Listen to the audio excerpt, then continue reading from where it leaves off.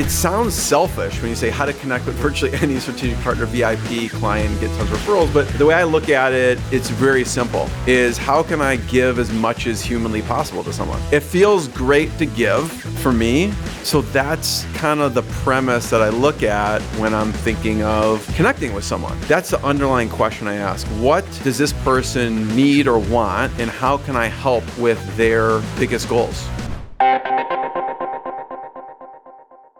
We've got the mongoose on here today. I don't know if you guys have ever heard of this guy, but I saw him. And the reason why I'm saying he's the mongoose, because we'll reveal that when we start talking, is Jeremy Weisz has been somebody that I've known for quite some time. And he has a very interesting way in which to grow businesses, but also connect people. And we've realized through doing this now, God knows how many years, I used to actually think that you could scale and grow an online business just by sort of being in your office and being on Twitter and being on the socials, when in fact it is actually all about, it's a people business. And Jeremy is one of the best people that I've met.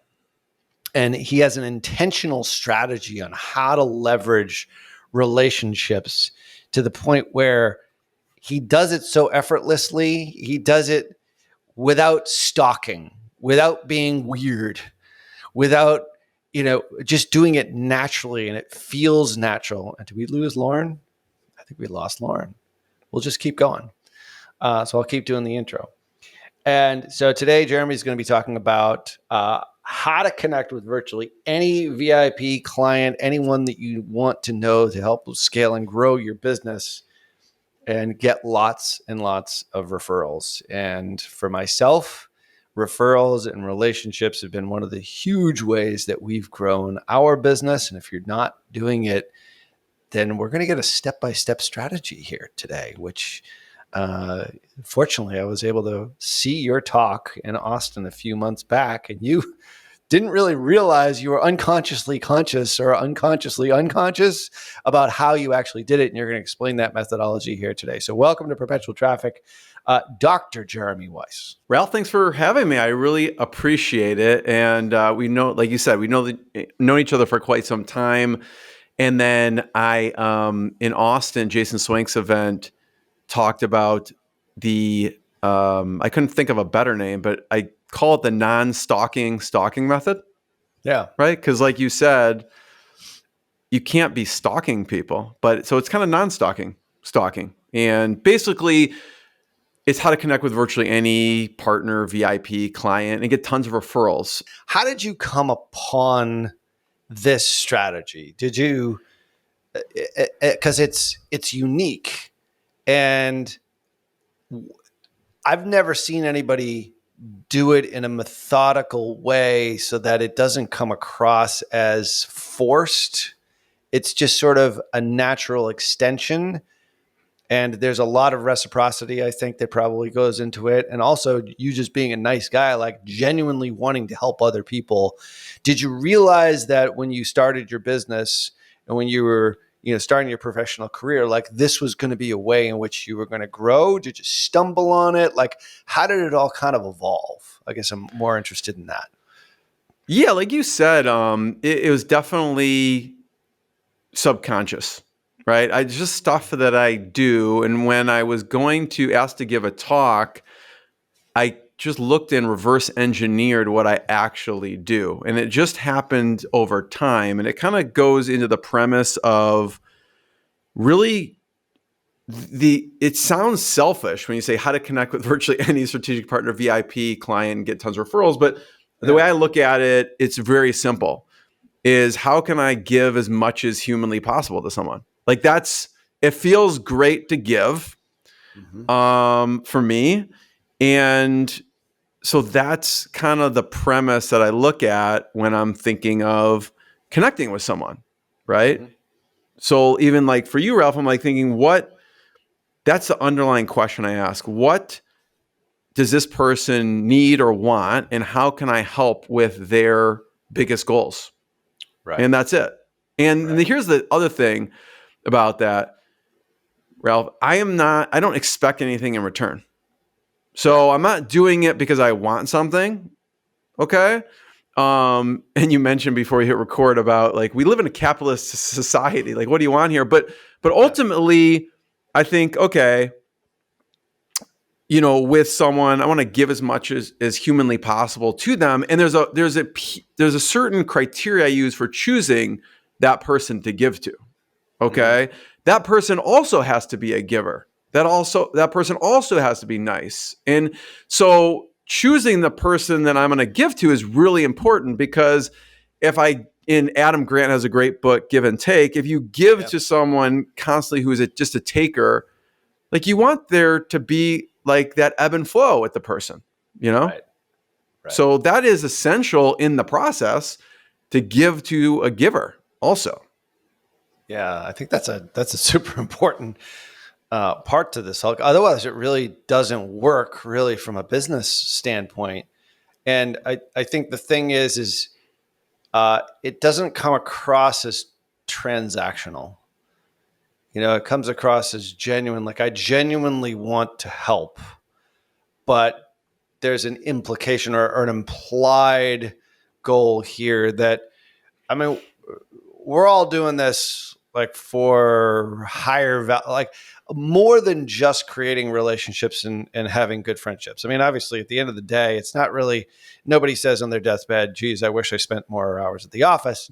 It's like, I wish I spent more time with the people that I love or people that I really like being around. So there is that, I mean, I don't know of anyone who said, geez, I wish, I had made more money, but probably there are. But the point is yes, if you have great relationships, and I think about like the relationships that I have in business in general, they're implied transactional. They're not transactional from a base sense.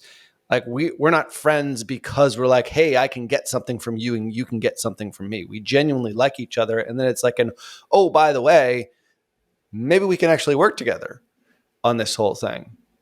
So, Lauren is a good example of this. Like, she came on the show, she gave, and we're like, you know what? If Kasim ever like drops off, like, she'd actually be a really good co-host. So was she doing that intentionally? My guess is because she's a capitalist at heart, a money grubbing, entrepreneur. No, she's not. There was an intent there, but she also knew, like, I wasn't an asshole. I wasn't gonna, like, I would do introductions or help her in a lot of different ways. And I think that basis of the relationship has to come from you meet somebody, you have to genuinely like them and sort of like test it out. You know what I mean? Like, so I guess before we get into your presentation on how you do it, I mean, I think at a base level, I think that's a really important part to this whole thing is like it. And I've had relationships with people who've been on this show that I do them a huge favor by having them come on the show, and they've given nothing in return and never thanked me for it. And they will never come back on the show.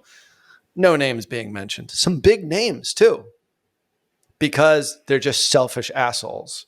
And I don't want them to come ever back on this show because this is a popular show. It's like whatever asset that you have to, I think, have a screening mechanism, and that involves a certain amount of EIQ, sort of getting to know them a bit, and then sort of figuring out, all right, is this something or someone that I want to have a relationship with? And oh, by the way, it could be transactional. I could benefit from it from a business standpoint later on down the line. When I did that talk, Ralph, it's funny, if I would have known we'd go deep in this, I would have done something with Lauren. But after I'll explain what I mean, Lauren, with that. But, before I gave that talk in Austin, I was like, you know what? I just reverse engineered what I do. Now I'm going to actually, because I want it to be systematic, so anyone else could do it. It's not just, I'm not special, like anyone could do it. And so I'm like, okay, cool. I'm going to follow my talk and actually do what I said I was going to do. And so one of the things I did was I took some of the speakers and attendees, and they didn't know, and you were one of those people. They didn't know. I was like, okay, I'm going to take them through the non-stalker stalker method. And so I'm like, okay, I know Ralph. I'm going to just use this and stalk Ralph for a second. And my stalking Ralph means finding out what he's working on and helping him, right? And one of the things, and I don't know if that's still like a big thing for you now, but like looking at acquiring agencies, specifically you said CRO agencies. And so I put a LinkedIn message out there to some CRO agencies and who I thought were successful, reached out to them. And it was all public on LinkedIn, and I tagged you in it. I tagged them in it. I actually reached out to them via text and phone, and I said, hey, you should really talk to Ralph. He's looking at this because it will benefit both of you, right? And so, and then in the talk, I just screenshotted some cool agencies that would help you. I mean, it's pretty simple, right? So I would have known ahead of time, Lauren. I would have been like, okay, Lauren, before this, what are you working on? And had something. Okay, I'm gonna actually. If I knew like you wanted to connect with Ryan Reynolds, I would have tried to do that ahead of this, and then had a meeting or something. So now we're gonna have to do it afterwards. It'll be like an episode in like 6 months. You'll have to tell me. But the point is finding out someone's biggest need, and it comes from a place of serving. And so, but I went through the methodology. So I'll talk about some of the stuff that I actually do that I've reverse engineered that I was doing, subconsciously before. Yeah, makes sense. Well, let's get right into it. And cool. Yeah, no, I have a fun. I'll tell that later. The Tony Horton story, which kind of relates Lauren to Ryan Reynolds, but I'll get to that in a second. It's a fun story. So I can't just have one person like Ryan Reynolds. I need like at least like 3 or 4 to choose from, because the one person could be really difficult to reach and get. But the four simple steps. Okay, this is what I discovered when I reverse engineered what I was actually doing. And the first one for me is have a podcast. Now, it doesn't have to have a podcast for you, but for me, it's a way to give to my network of people. Okay, and that's what a podcast is. It could be, you could post on social media. You don't need a podcast to do this. I just have found this. Obviously, Ralph and Lauren, you do this with Perpetual Traffic. You have amazing guests on, and you build relationships with them, and it's a platform to give to them. And every single guest you have on should leave a 5-star review on that should be like a minimum requirement to coming on, right? And some people don't even think about that, Lauren. You joked around about it, like, yeah, I made a note. I'm like, yeah, God, why didn't I leave them a review yet? I should have done that. So sometimes it just takes a little prompting. But have a podcast, have a channel to give to people. The second is reach out. It's very simple. Like, reach out and ask them to be on the podcast. Now, once you have a really well-known podcast like yours, it becomes a bit easier. But people say, well, what if I am just starting? It's my second guest, or what? It doesn't. You'll see this doesn't matter, right? There's still ways to give to people, even if your platform is not huge. Okay. Yep. And so reach out to them and ask them to be on the show. 3 is find out what they're focused on. Okay. And obviously you could do that without a podcast. You can do that without talking to someone. Actually, you can look at what they're posting on social media and go, Ralph could be like, hey, I'm looking at acquiring a company, or you can see Lauren's posts on wanting to work with certain companies and go, okay, I see Lauren's wanting to work with companies. And without even bothering Lauren, without even talking to Lauren, I can start to reach out to some of those companies to help her. And once I have someone, then I can make that connection. Okay. I like that this show is becoming all about how to help Lauren. Like, this is an amazing private episode. Ralph, thank you for bearing witness. This is the case, like the real live case study. It's all about Lauren. We have to prove this works. You know what I mean? All about Lauren. Yep. That's why we'll have like an after case story of like what happened after from this show. See, now you're seeding podcast number 2, where you have to come back on. See, this is all part of the process here. Well, I saw Tom. When Tom had part 1 or 2, I'm like, what does Tom get part 1 and part 2? Tom Schiffer. He just couldn't stop talking. That's the reason why. I just talked to Tom last week. He's a good guy. And then 4th is like help them with their biggest need, right? I personally make 5 to 20 introductions a day to people. And it could be because I also know a lot of podcasts. So I'm always asking, hey, Ralph and Lauren, who are you looking to have on your show? So that helps, because the way I can introduce people, if someone has a give for them, like having them on their show, it makes it very easy for me to introduce them. So I look to make introductions there. Okay. And what's their biggest need? Just a side note, some of my favorite software, people always love software stuff. I use Text Expander. The best $3 I spend a month Text Expander is like a desktop app. So you can type in a short code and it gives you can have a pre-scripted message. So like if I did 20 introductions a day or 20 introductions, that would take me 3 hours. But like I use Text Expanders. I have Ralph saved in my Text Expander. So I write intro Ralph Burns and then it spits out his bio. So I can be like, hey, Lauren, you should meet Ralph. Intro Ralph Burns, here's his bio. And then once I introduce you for the first time, I save your bio in Text Expander. So there's things that I do to make the process easier and more systematized, I guess you could say. And so like, we talked about my background. My background is kind of strange, biochemistry and as a chiropractor. But I started podcasting Inspired Insiders, my podcast, over 15 years ago. And I've been doing 2 episodes a week, and it's given me a channel, an avenue to meet some of the most amazing people on the planet, right? Like Ralph, and soon to be Lauren. But here's some of the people I've been able to connect with through podcasting, right? And again, you don't need to podcast. You could, write an article. You could post on social media. You can do all those types of things. Now, when we talk about the non-stalking stalking method, I had the co-founder of Pixar, Alvy Ray Smith, on the podcast. And people are like, how did you get one of the co-founders of Pixar on? And I said, it's simple. I emailed him every 6 months for 9 years. Okay. So really, I read or listened to Walter Isaacson's book with Steve Jobs, and Alvy Ray was mentioned in the book. And I was like, why isn't anyone talking about this person who's the co-founder of Pixar? So I reached out to him and I just said that, like, Alvy Ray, like, why is no one talking about you? That is the co-founder. He's like, we just kind of bantered on email. And I'm like, I really want to tell your story on the podcast. And he's like, yes, Jeremy. I'd love to, but I'm going to wait for my book to come out. Cool. Fair. And by the way, secret tip for anyone who has a podcast or is writing an article, the biggest people, when they are coming out with a book, they want to promote it and they want to go on channels. So it's much easier to reach the hard to reach people when they come out with the book. So you see 100%. Ryan Reynolds come out with a book, Lauren, boom, we got to get on that. Okay. The next thing, So with Alvy Ray, I said, okay, cool. He's like, it's going to be done in a year. Message him, set a reminder. So you were back to Ralph about how do you systematize this stuff. So we use, everyone has like a CRM. We use ActiveCampaign as like a CRM and deals flow. We've used Pipedrive. We use other things. Right now we're using ActiveCampaign. And we have a full pipeline for things we want to remember, right? So if it's referrals or if it's for guests or whatever it is. So we set, we have Alvy Ray in that one of the columns, and we set a reminder, because I'm not going to remember in like 6-8 months. So we have a reminder task, and it pops up.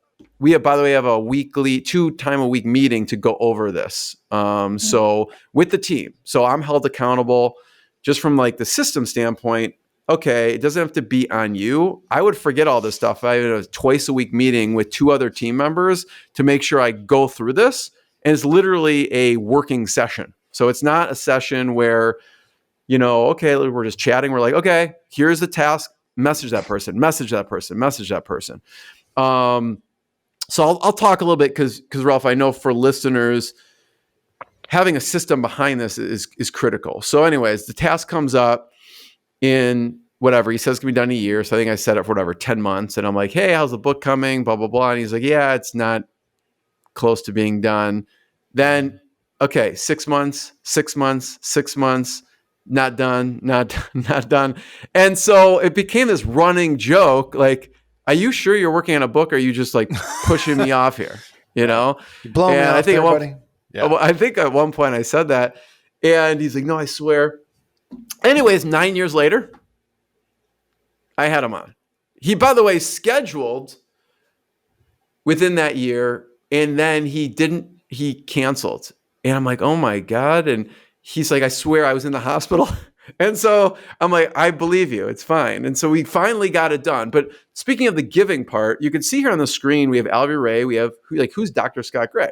Dr. Scott Gray is one of my good friends who geeks out, a successful entrepreneur, geeks out on like literally all things Disney. So I'm like, how can I have this amazing guest on and not bring Scott on to share in this awesome occasion? And he geeked out and he knew questions to ask that in like the Disney archives and Pixar archives, I had no idea. So I look at ways that in my network, when I have like a cool person on, how can I bring someone else into the fold there? Okay. So it was stalking him for 9 years. Okay. But in a non-stalking way, of course. So I'm going to share some of these things, giving to the network and bringing lots of referrals. Because in the end, it kind of goes into partnerships, cultivating relationships for partnerships, even potential clients, however you want to use it. And I discovered this really hit home for me, Ralph and Lauren, when I had this venture capitalist on my podcast. Okay. And afterwards I said, hey, if you have any good guests, let me know. Here's what I'm looking for. And usually he's like, yeah, I'll think about it. Usually that means I'm never going to hear from you again. I'm busy, whatever the case is. And so I get an email. I call it the list of 27. I get an email the next day from this person and saying, hey, you should treat this as a first draft.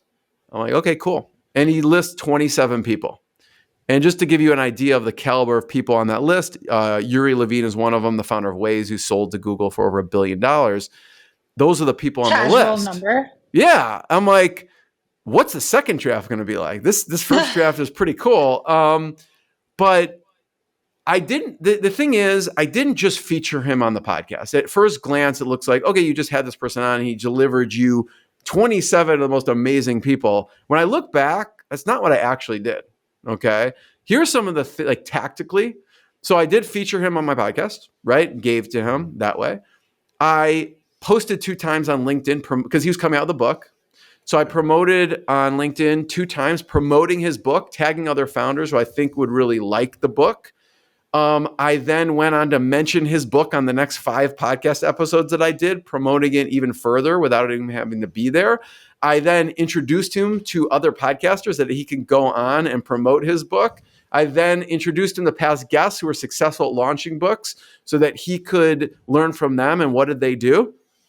So I guess the question is stalking. Like basically when I counted it, I probably contacted him 16 times in 30 days. Like at first glance, yeah, if I said, I contacted you, Lauren, 16 times in 30 days, you'd be like, what is wrong with this person? He's stalking me. But if each time it's basically trying to serve your need and your goal, that's not how you view it, right? Yeah, you're a free employee. You contacted me more than some of the people on my team. I'm like a free promotion, like a PR firm for you, right? And so that's and by the way, I didn't realize this till I started talking about this. I was like, oh, I had him on the podcast and he gave me he's introduced 27 people. Well, it's not actually the full story. And so these are some ways, you could see ways to give to someone in different ways on social media, introductions, promoting them. And so basically that's it. Find out their biggest focus and give and help as much as humanly possible. And I know we'll talk about my criteria because it's like, if you give like this to everyone, you will go broke and it will suck up all your time. So there's a certain type of individual, and we talked about Adam Grant's Give and Take book is fantastic. And I'll talk a little bit about my criteria for that. So how can I help? Again, make introductions. By the way, even if you don't know the party, okay, I'm gonna give you an example of that because I don't know these people. Obviously, Lauren, you're gonna give me a list 5 people. I'm gonna be like, okay, we're gonna try and get a connection with one of them over the next whatever amount of time. Okay, one of them's related to Singularity University, so I was like, okay, so I already know that's happening. Okay, then post on social media and tag others. Okay. Now, after I finish a podcast episode, I do 2 things, okay? And this is with anything, whether I meet someone on a virtual coffee. I don't even like virtual coffees because I just have them on the podcast. We record it and everyone gets to learn from it. But I offer introductions. But what I do is, because you mentioned, Ralph, we'll talk about the capitalism part. I do ask for referrals, but I ask for referrals for my podcast, in a way to give to that person, not for business-wise, okay? What ways can I help Ralph or Lauren give to their network? Well, one of the ways is obviously I could invite them on my show and give to them. But the key with asking for referrals is making them do zero work, right?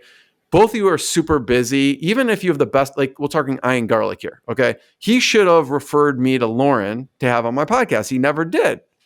Okay, and that's partially my fault because we're going to blame Ian because I should have just sent him a freaking, which I normally do. I was lazy because we're good friends. I usually send an email that literally someone can copy and paste. And in sending it to him, like, here, Ian, even said, hey, Lauren, and then signed Ian, and everything is in there that he could copy and paste. And then what I also do is I reach out to that person on LinkedIn because I stalk a little bit. So I should have been like, Lauren, I just talked to Ian. He's supposed to send you an email to introduce us to have you. I'm going to have you on the podcast. Okay. So I'm double checking that Ian did this or not. Okay. Only because we are in-laws with each other and okay, I've got nothing. No. Ian. So Nothing. Ian. Nothing. I'm taking responsibility because I should have been better and I should have done this, which I didn't. So when asking for referrals, there's specific ways I do to ask referrals. Okay. Like I'm very specific. Okay. I'm asking for suggestions of people they know, or maybe they think would be a fit. So I'm not like committing you, Lauren, if you go, hey, here's some suggestions. I'm not committing you to even know them, right? You're like, oh, I think this person would be good. Cool. It just gives me ideas and I can reach out and say, Lauren mentioned you. Even if you don't know Lauren mentioned you. She's amazing. You should probably know her, but you can come on. And then also I make sure then there's a give involved and there's zero work for them. Okay. The give is huge. Okay. And the zero work, I already told you the zero work referral process. Like I know you're super busy. So if you don't mind if so Lauren, if you're like, hey, I have a great guest for you. Even if you know them, I'll say, listen, I don't want you to do any work. Do you mind if I just reach out to them, mention your name and ask them to be a guest? And you'd be like, sure. Or you'll say, you know what, Jeremy, I'm happy to introduce you. Okay. So one of those two things happen, but I don't want to make you do work. You just were generous enough to offer to introduce me. Okay. And then like I said, I offer a pre-written email and then I send it to them. This is a way creating your own introductions. Okay. Again, I did this subconsciously too. How do you create your own introductions? Well, we're kind of doing it right now. I don't know. What are Ryan Reynolds' brands? Mint Mobile, which he sold to T-Mobile, which is where I think the best brilliant marketing play comes from. Because how did someone create an internet company that they sold to T-Mobile within 5 years in a very heavy competitive environment? Like AT&T and Verizon have been around for decades. And then he slid in. He also has a creative agency based out of New York. Aviation so gin. obviously, what's that? Yeah. A gin company too.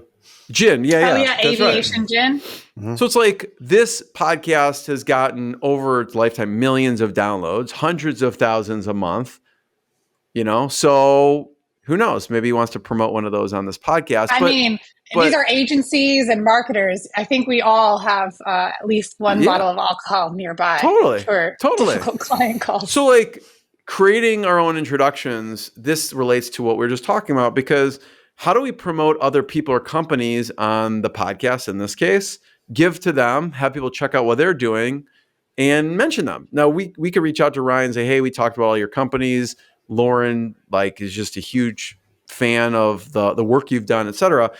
But I kept mentioning and the guest kept mentioning Traction by Gino Wickman, which EOS, right, which all companies run on.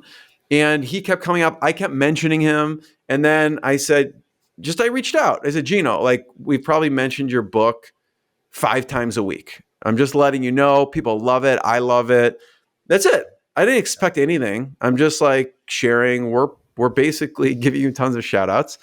He responds and says, thank you. And I'm like, yeah, you're welcome. And by the way, if you ever want to come on the show, I'd love to have you on to talk about your book. And he also wrote Entrepreneurial Leap, which is another book he wrote. And by the way, he was coming out of the book, so he wanted to get the word out.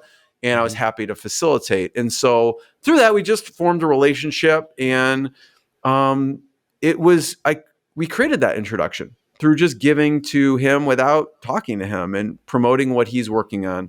And, he's referred us people in the past, et cetera. But that was not the expectation. The expectation was to share his amazing work and, hopefully help. So what do I do to stick out, to make sure I get in touch? Now, here's some of the kind of the systems part that I didn't realize I was doing, Ralph. But here's what I do. And this is kind of where the non-stalking stalking method comes. The name comes out because I was like, holy cow, like I'm really stalking these people when I think about it. But it's not really stalking. So the first thing I'll do is I'll email them. Okay. Now you can get anyone's email. I use rocketreach.co. You literally can take their LinkedIn profile, paste it into Rocket Reach, and 99% of the time an email spits out. Okay. There's a work and even a personal email. Okay. Hunter is another one that Hunter. Oh yeah. Cool. Hunter. Yeah. Yep. There's a bunch out there. Hunter's cool too. He's got a good Chrome extension on there.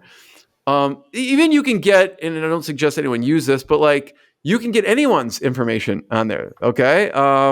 So I was like just experimenting with whose information's on there. We're looking at Mark Cuban right now. Don't email or call him or anything like that. I was just find his assistant and then work your way up the food chain. And by the way, unless you have something to give to him, like he probably who knows, thousands of emails a day or more. Like unless you have something to give, and I wouldn't even reach out to him directly without an introduction or anything like that. But if it's something I can help with, that's it. I'm not asking for anything. So anyways, you can get an email. You could also send a LinkedIn message. Okay. This person, someone mentioned their book on the show. This is Gary Ridge. He's got a great book. He's a CEO of WD-40. And so I went and bought the book. And like you said, Lauren, your recommendation before, I left a 5-star review on the book. I listened to it, left a review, sent them a message saying, we talked about you on the show. Okay.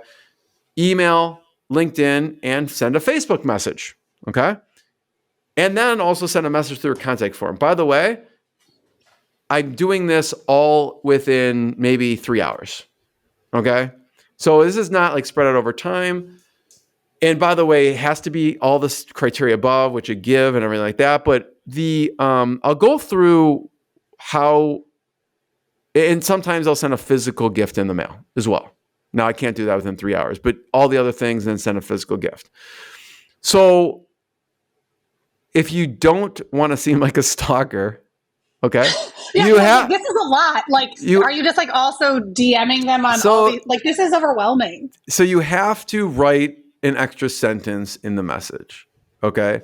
There also has to be a good reason, back to a give to this person. Okay. Like in Gary Ridge's point, we talked about him and I was like, I'd love to feature you on the show.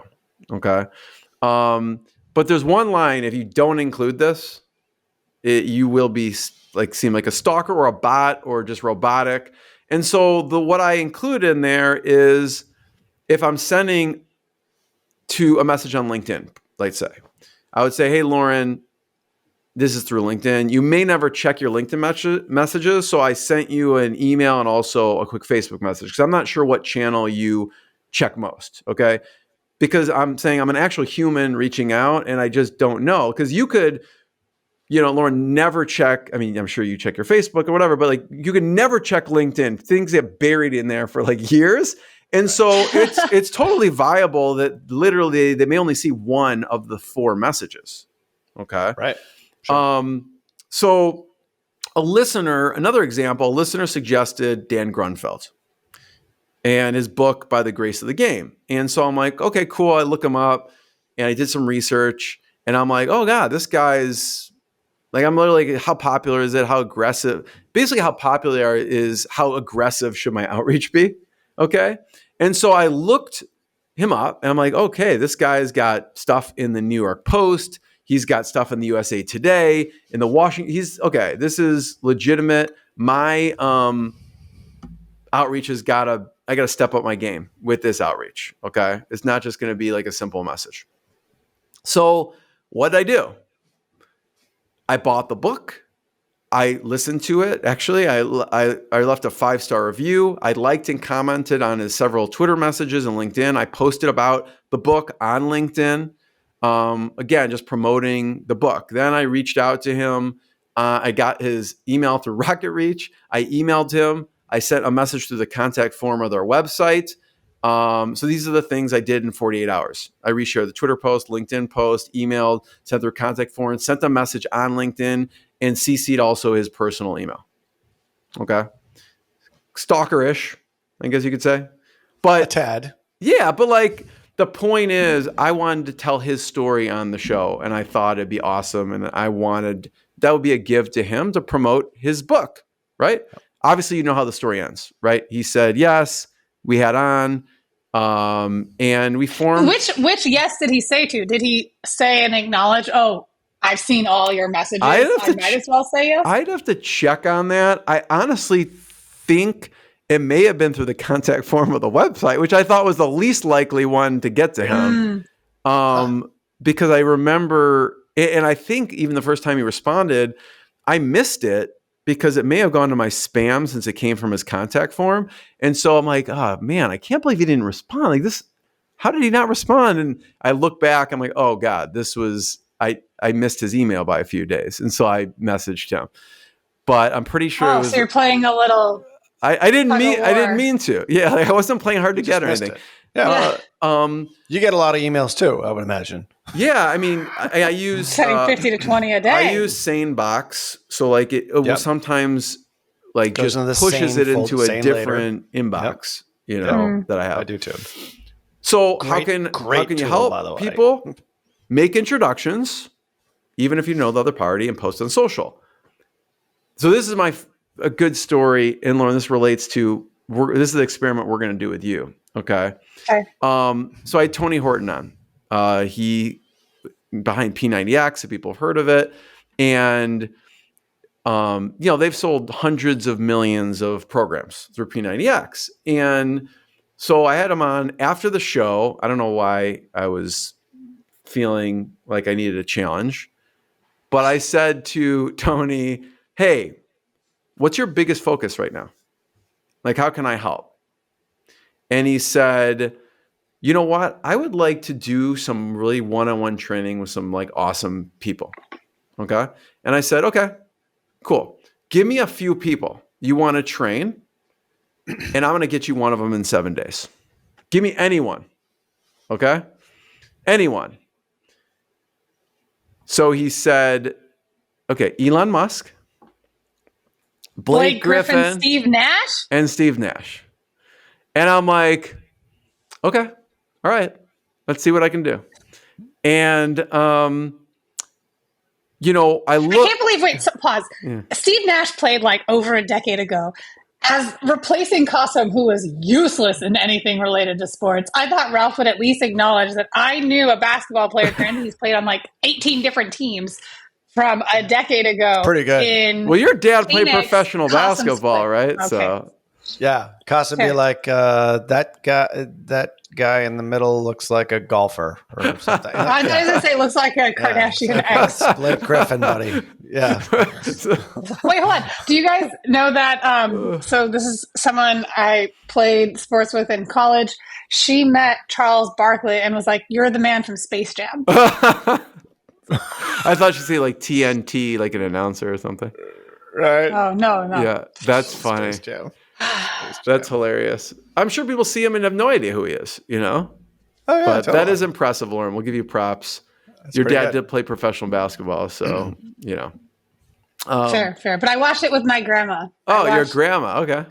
Yeah, I attribute to her from my mom's side. So anyways, you may continue. Yeah, no. Steve Nash is an obscure one, by the way. I don't know why. Yeah, I don't know why he said Steve Nash, to be honest. Like, why these guys? Like, that's super interesting. I don't know.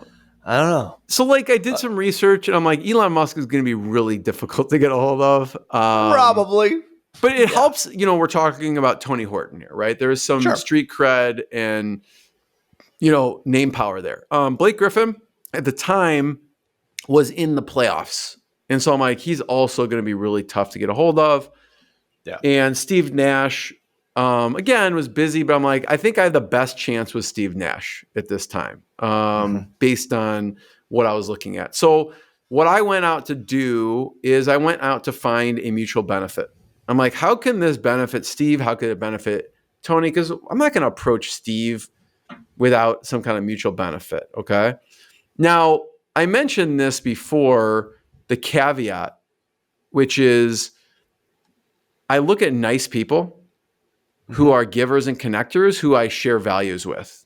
And because I'm not just going to do this for anyone. Tony's like an amazing guy. Just seemed like a true giver when I was talking with him. So I just wanted to do that. And so, we talked about give and take. It kind of talks about this because the most successful people are givers and the least successful people are also givers because they spend all their time wasting their time, right?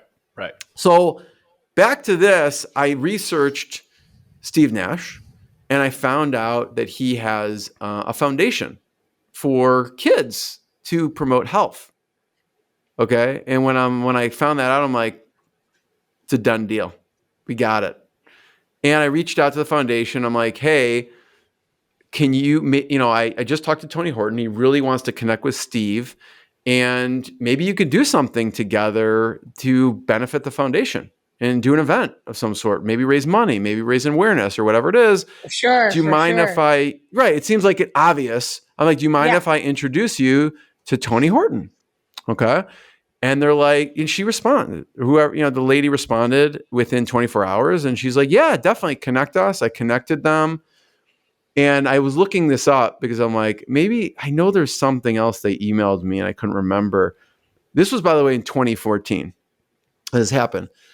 And I looked up the email. And so Steve was being honored at like this sports show, okay, the next week.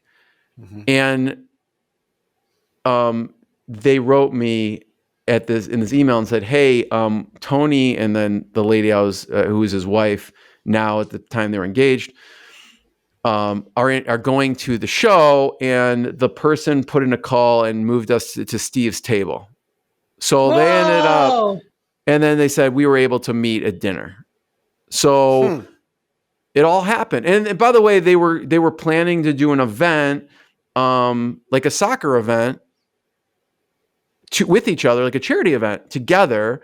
And so I followed up, and they're like, they had it planned and never happened. Then I followed up again. So, but they were planning like a charity event together. So that was within maybe a couple days that happened. Okay. So anyways, I need more than one, Lauren. That's my point. Like we need like 5. You could think about it, but because I already have it. Oh, you do? Okay. Of course. Okay. Who are they? Okay. Ryan Reynolds, Kevin Hart, Shakira, Lewis Hamilton. And then, now I'm going to change it to Shakira and who was that? Shakira. Lewis Hamilton. Okay. Who else? And then I'm going to add Elon Musk because I'm like, if you want to be a super stalker, but also in his book by Isaac Walterson. Yeah. So same author, different biography. Yeah. The female that he worked with, and now I'm really upset I can't remember her name, that was referenced in the book a lot. Like I'm okay, but I would say I'm going to put Elon Musk. I'm replacing my singularity expert because I'll send him a DM on Instagram. You're like, I got that one. That one's too easy. Singular. That one's too easy for me. We can't give you an easy one. Yeah, exactly. Okay. All right. I wrote those down. We'll see. We'll see what happens with that. So find a mutual benefit I talked about. And so you meant, we talk about ROI. Right? How do you get ROI? Because like you're spending a lot of time helping other people, and it's got to do something for the business. And so so when we talk about referrals and partnerships, this is where that comes in play, right? So people are always like, Jeremy, how do you get referrals? I'm like, the best way to get referrals is to give referrals. So I give lots of referrals. I also ask for referrals, like for the podcast as a give, not for my business, right? Making it easy for people to introduce me.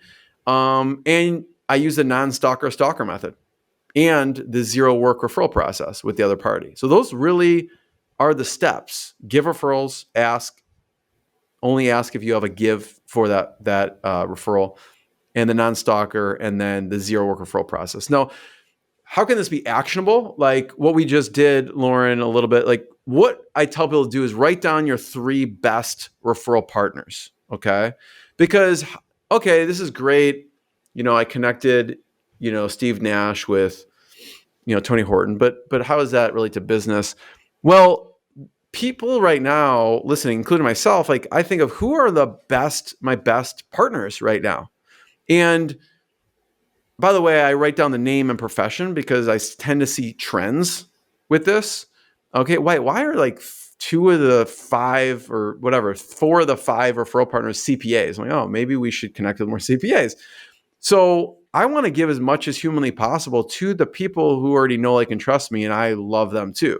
And so it doesn't have to be the coldest of cold. I mean, this is kind of like, that was kind of like a magic trick, but like if you could do it with the coldest of cold, we should be doing that for the best people in our lives. Okay. And this is where the lowest hanging fruit is, actually, right? Like we're talking about Ian. Like Ian's a good friend. I'm always trying to refer to him. I'm always sharing his business and company video case story on my podcast, et cetera, because he's amazing, right? And so how do you get referrals now, like in the next 24 hours in partnerships? It's very simple. It goes back to giving. And so what I do every single day, and you mentioned this, Ralph, I have once a day, I'll spend 15 minutes, and it's booked in my calendar. Mm-hmm. I will look through my text messages because our most personal connections are in our texts, and I'll go back 1 month, 2 months, 3 months, 4 months, 5 months, and I'll message people and I'll see, how are you doing? How can I help you? What are you working on? And just appreciate them. So, the action I tell people to take when I gave the talk was take out your phone, find the people you wrote who are your biggest champions, and appreciate them. It's that simple. Just, I'm thinking about you. What are you working on? How can I help? Let's hop on a call. And when I hop on a call, I'm also thinking, how can I help them? What's their number one goal? How can we introduce Lauren to Shakira? I mean, whatever. Like, how can I help make an intro for them? Okay. Now I will say, hey, like, here's what I'm looking for and guest suggestions, whatever. If it's a fit, let me know. But it's very like kind of a side to the conversation. All right. So, or guess what? We can go to social media and find those people and literally write a post. Will take less than 10 minutes.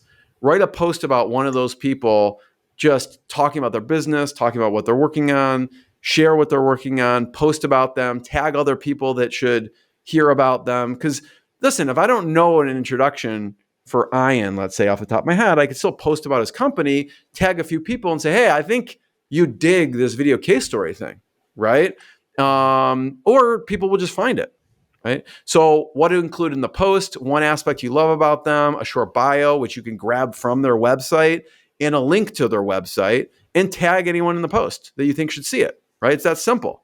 So this is from my talk in Austin, but from here, it's like, I actually stalked people at the conference and I posted about the speakers here.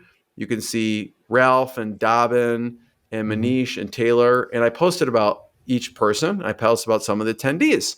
What happened with this post is it's more to me to say, hey, check these people out. Now, it did get, within a very short period of time, a bunch of reach, which honestly, that's fine, but that's not what I'm looking for.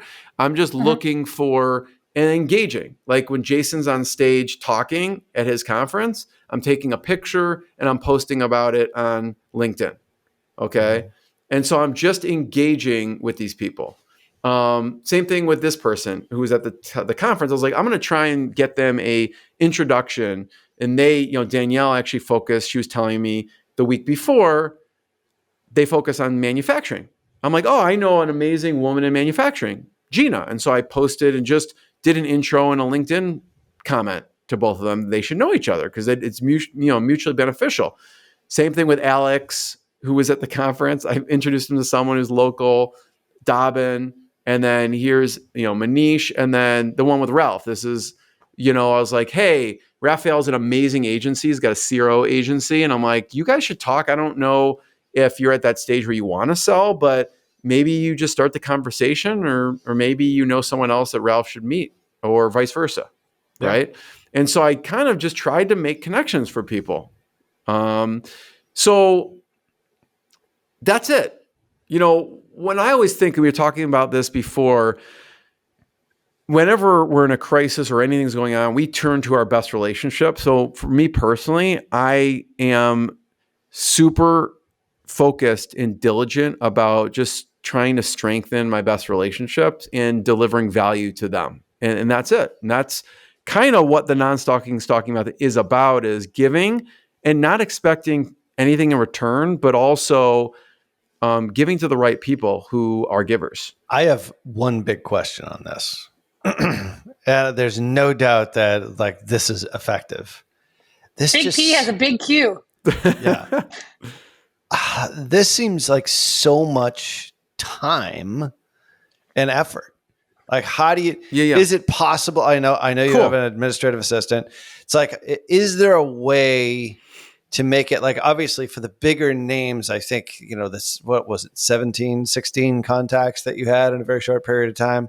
Right. The guy from Pixar, it's for those, and maybe for a Steve Nash, obviously it's going to be all you, I would guess. But is there a way to automate this? Because this is I'm thinking to myself, okay, how much of this stuff do? I do it a little bit.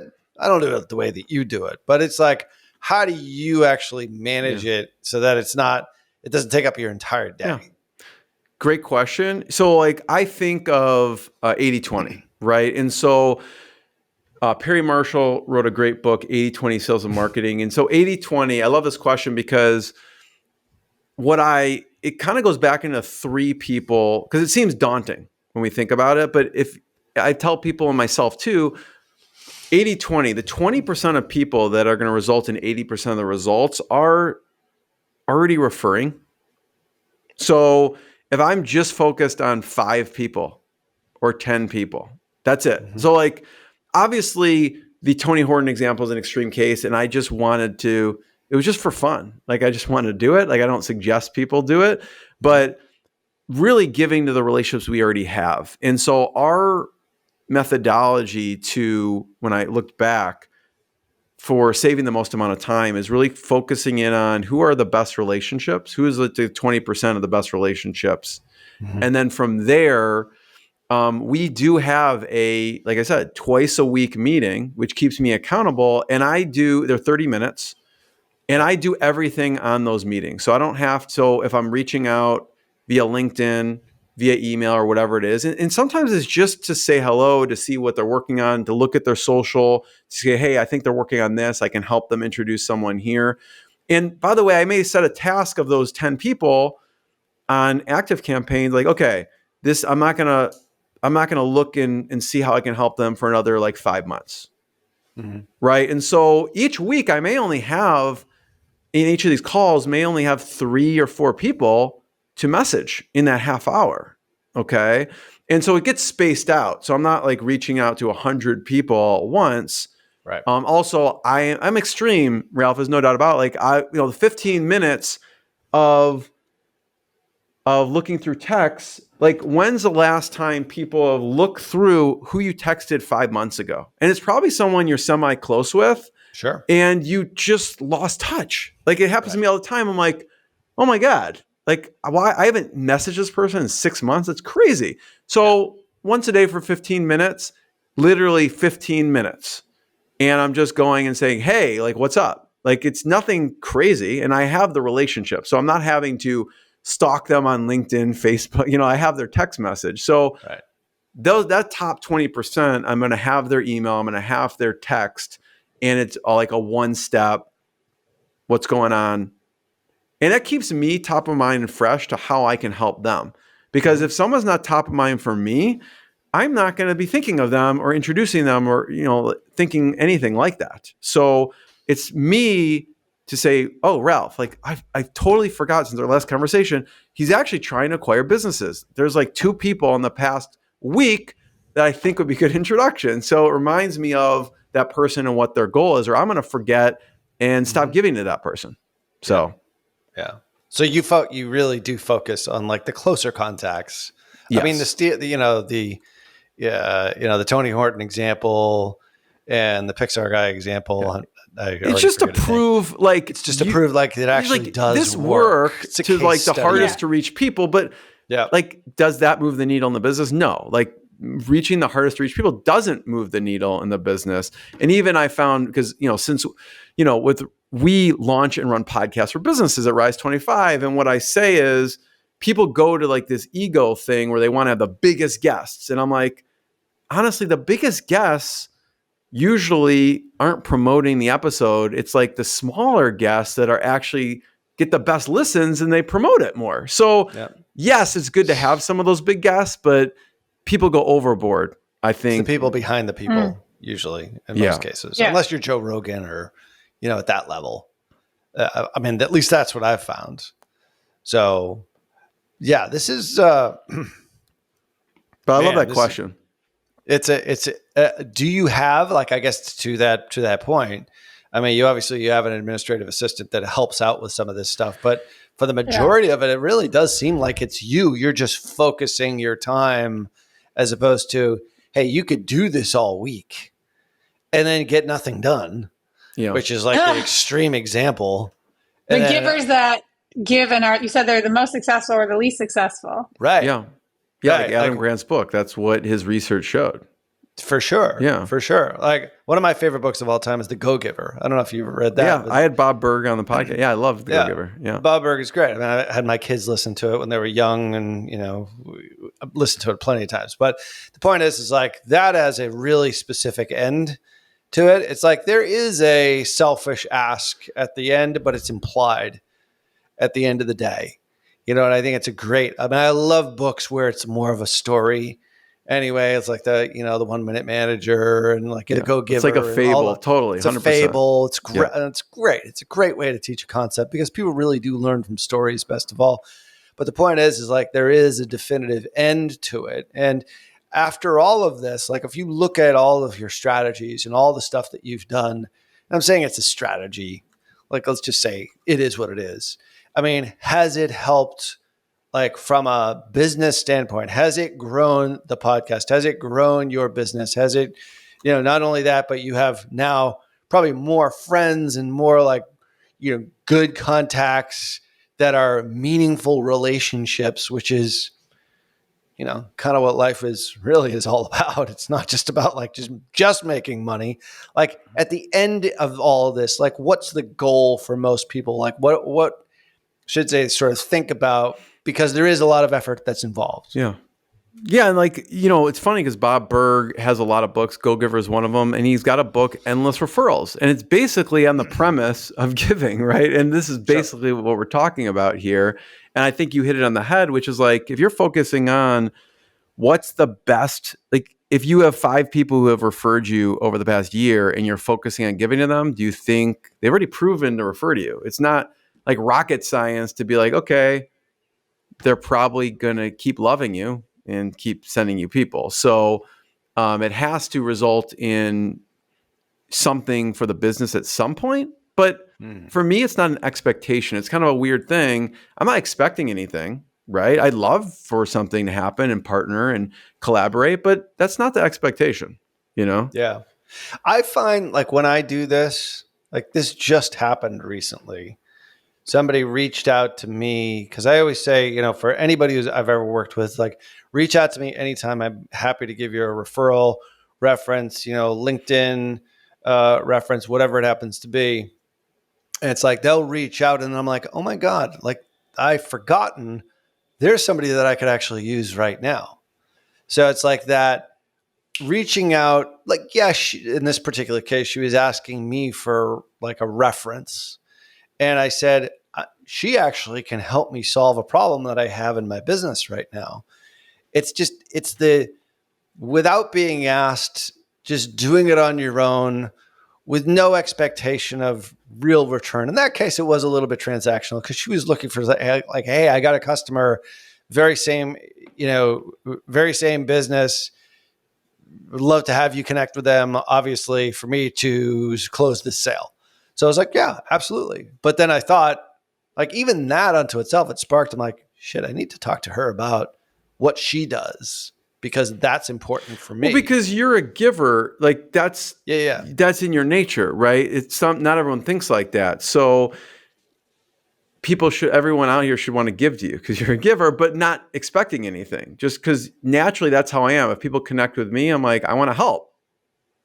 But how do you manage the expectations? Because when you do give, then all of a sudden someone's going to keep coming back. And that's just something that I have personally experienced. So when you like look through the text, I was like, I have 700 unread texts. And a lot of the times I'm not saying a lot, but at least 3% are people re-asking after I've given. And it's just like a bit of a squeeze. So it becomes like how do you manage that? Because I know I'm not the only person that's like, whoa, I just did. Oh my gosh, whoa, this became. So the person after you gave to them, they're asking for more? Is that the. Yeah. I mean, that's kind of what Adam Grant talks about, the givers, takers, and matchers. And so I love that book because I'm thinking, okay, is this person a giver? Because I want to be around a whole room of givers. Or is this person a taker or are they a matcher, right? So if someone's like just trying to extract, and I'm like, this isn't the right relationship for me. I want someone who's a giver, right? And so I immediately like, okay, some people are matchers in certain situations and takers. So I'm like, I want to weed out the takers and just cultivate all of the givers in my life because that's what I like to strive for. I'm imagining an active campaign, a custom field that says type of referral, giver, taker, matcher. Yeah. But I mean, it's not good to think of. I mean, someone's reaching out and they're always asking. It's like, that's not fun. You're already busy. Funny. It's, I find, at least in my experience, the people that like ask are the ones that have, in many, many cases, like the bigger names. At least that's like my weird experience. It's just, and if I think about that, I'm like, no, at a certain point, I just start to ignore it. Like, that's not been my experience. It's been those that they have the understanding that they are bigger than they are. And when you push back into get understanding some of the numbers, like I've found myself providing referrals and giving information where I hadn't done as good of due diligence as I thought. I leveraged on what I knew to be true. And then I was like, oh no. I think you have to be mindful of it no matter what. Like I'm talking about like big names that are like in our space in like business and they think that they're probably bigger than they really are. I mean, although they are big, like I mean, we're talking about Elon Musk. I can't see Elon Musk like being this way, just because it depends on like the individual person. Like it depends. You have to make a judgment call. Are they the type of person that you actually want to have a relationship with, or are they just purely transactional? They're just trying to get stuff out of you. Yeah. So, look, I just want to understand his brain and offer my womb for future children. No, I'm kidding, of course, but no, like in that kind of component, I think there's. I just met in walking around in there. For a second, I thought you were talking about Ralph. I'm like, okay, Elon Musk. Okay, conversation's going sideways. They're oftentimes confused, except for our political beliefs. Be that as it may, this has been a great episode because I think at a base level, you don't have to do everything that Jeremy's doing here. I think like this is an idea that should be a part of how you do what you do every single day. Like you don't have to devote the amount of time and effort. Like you're a pro at this. You're one of the best people that I've known. There's a couple of people that are very good at this and I know how you've done it. And it's like, there's a process to it. So I have an enormous amount of respect just for that because it is coming from like a generous heart. Genuine. It's genuine and it's generous at the same time. There's some transactional qualities to it, but it's like, that's fine, but it's got to be done in the right way. And I do think that just in business in general, it is about the relationships that you build and the relationships that you build and the partnerships that you create, whether or not it's contrived because you're doing it for an end result, but in the process, you actually become very friendly. Like we have a very interesting and cool relationship right now with one of these huge ad platforms. And I can feel the relationship twisting to like changing from business to like now we're friends.